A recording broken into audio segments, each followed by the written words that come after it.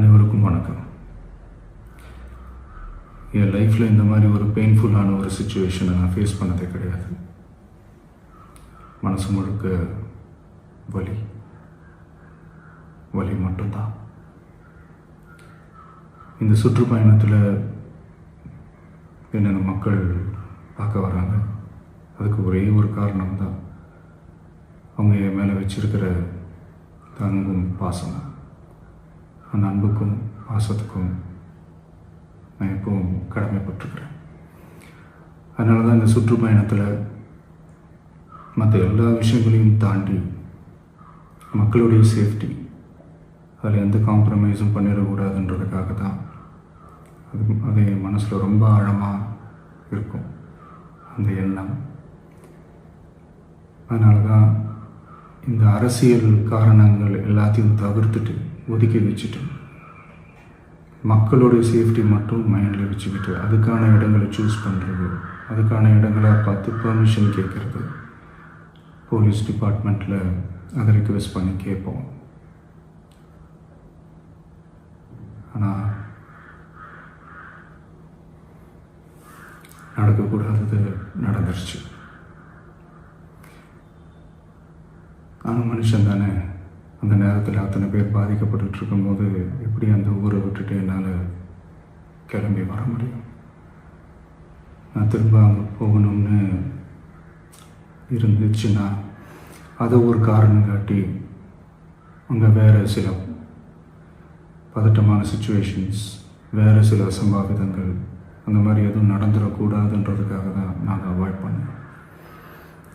இந்த நேரத்தில் சொந்தங்களை இழந்து தவிக்கிற அத்தனை குடும்பங்களுக்கும் என்னுடைய ஆழ்ந்த இரங்கலை தெரிவிச்சுக்கிறேன். எனக்கு தெரியும், என்ன சொன்னாலும் இது ஈடேயாகாதுன்னு எனக்கு தெரியும். ஹாஸ்பிட்டலில் ட்ரீட் பண்ணிகிட்ருக்கிற எல்லாருமே சீக்கிரமாக க்யூர் ஆகி வரணுன்றதை இந்த நேரத்தில் நான் வேண்டிக்கிறேன். கூடிய சீக்கிரமே உங்கள் எல்லாரையும் நான் சந்திக்கிறேன். இந்த நேரத்தில் எங்களுடைய வலிகளை, எங்களுடைய நிலைமையை புரிஞ்சுக்கிட்டு எங்களுக்காக பேசின அரசியல் கட்சிகளை சார்ந்த நண்பர்கள், தலைவர்கள் அனைவருக்கும் என்னுடைய நன்றியை தெரிவிச்சுக்கிறேன்.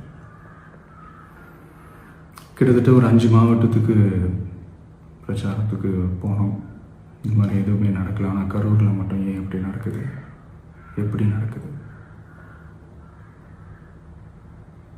மக்களுக்கு எல்லா உண்மையும் தெரியும். மக்கள் எல்லாத்தையும் பார்த்துக்கிட்டு இருக்கிறாங்க. கரூரை சேர்ந்த அந்த மக்கள் அந்த உண்மையெல்லாம் வெளியில் சொல்லும்போது எனக்கு கடவுளே நேரில் வந்து இறங்கி அந்த உண்மைகள்லாம் சொல்கிற மாதிரி எனக்கு தோணுச்சு.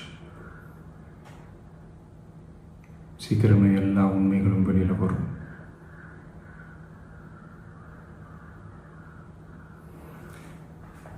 எங்களுக்கு தரப்பட்ட இடத்துல நாங்கள் போய் அந்த ஸ்பாட்டில் நின்று நாங்கள் பேசிட்டு வந்தோம். அதை தாண்டி எந்த தவறும் எங்கள் சைடில் நாங்கள் எதுவுமே செய்யலை. பட் இருந்தாலும் எங்கள் கட்சியை சேர்ந்த நிர்வாகிகள், தோழர்கள் மேலே எஃப்ஐஆர், அது மட்டும் இல்லை சோஷியல் மீடியாவை சேர்ந்த நண்பர்கள், தோழர்கள் அவங்க மேலே எஃப்ஐஆர்லாம் போட்டு இப்போ பிடிச்சிக்கிட்டு இருக்கிறாங்க.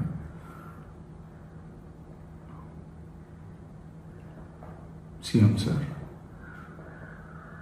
உங்களுக்கு ஏதாவது இந்த பழி வாங்கணும் அப்படின்ற எண்ணம் ஏதாவது இருந்துச்சுன்னா என்ன வேணாலும் பண்ணுங்க. அவங்க மேலே கை வைக்காதீங்க. நான் ஒன்று வீட்டில் இருப்பேன், இல்லை நான் ஆஃபீஸில் இருப்பேன். என்ன வேணாலும் செய்யுங்க. நண்பர்களே, தோழர்களே, நம்மளுடைய அரசியல் பயணம் இன்னும் ஸ்ட்ராங்காக, இன்னும் தைரியத்தோட கண்டினியூ ஆகும்.